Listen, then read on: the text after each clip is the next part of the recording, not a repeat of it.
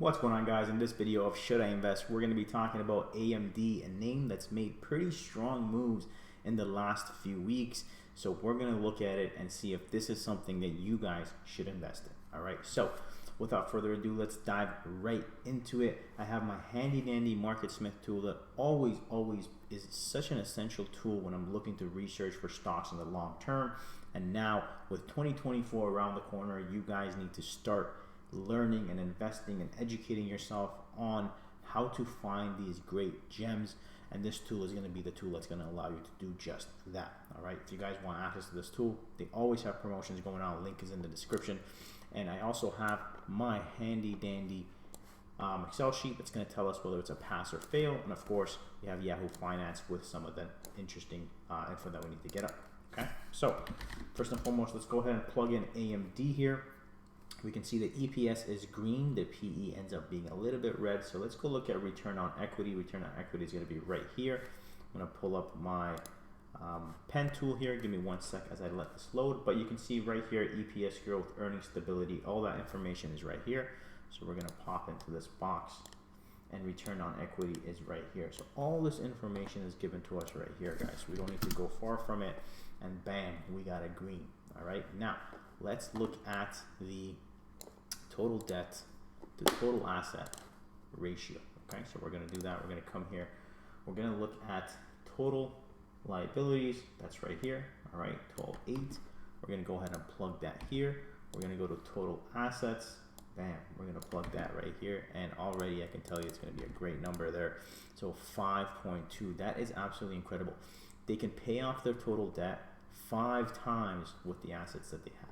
All right, so let's go ahead and scroll over here. What are we looking at next? We're looking at current debt versus current assets. All right, so let's go ahead and look at total current liabilities. That's 6.3. We're going to plug that in right here, right?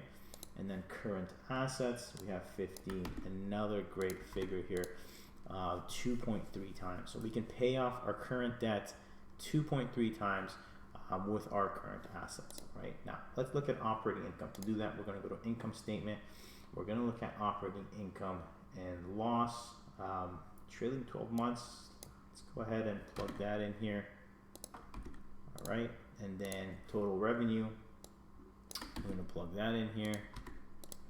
All right, so there you go. It's a 0 number, but I'm wondering if that's going to change. This is the trailing 12 months, so let's go ahead and do.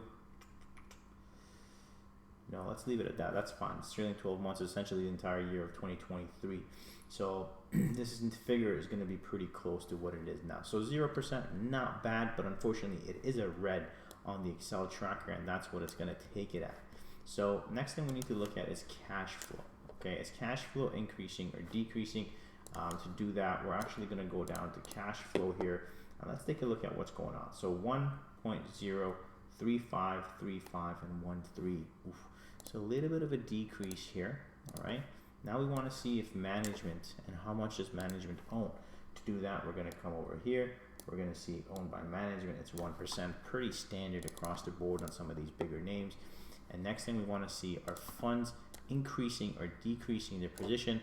And to do that, we're going to come right here and take a look. All right, so we have 3.1, 3.5, 3.7, 3.7, 3.6, 3.8, 4.0, and 3.998. So I think overall it's safe to say that it is increasing. So let's go ahead and bump that up to increasing, and it's still a fail.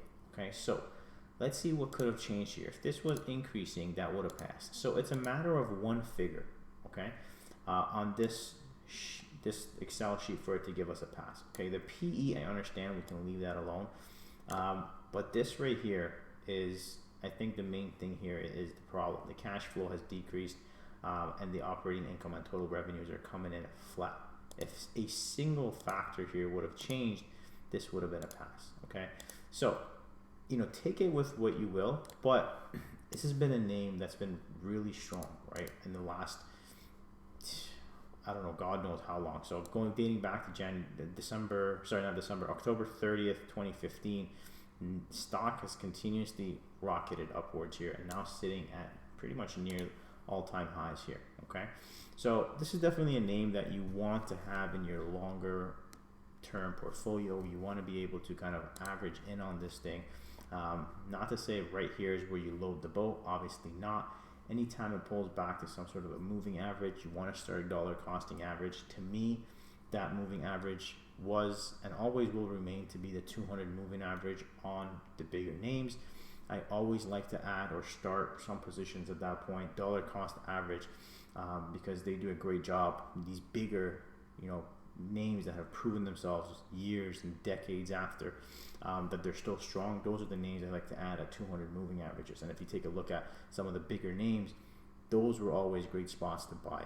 Okay, so again, this one's approaching pretty much all-time highs here. You can see MarketSmith giving you that cup and handle entry, pivot, your stop loss, and your targets.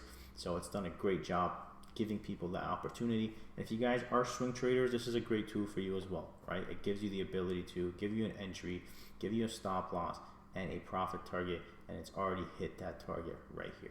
Okay, so if you guys have another name you want me to do, go ahead and shoot me a comment down below what stock you want me to research. There's a ton of names that you guys are throwing at me. There's only so much that I could do, but go ahead and comment down below what video you want me to do next. Subscribe if you haven't done so already. It helps the channel grow.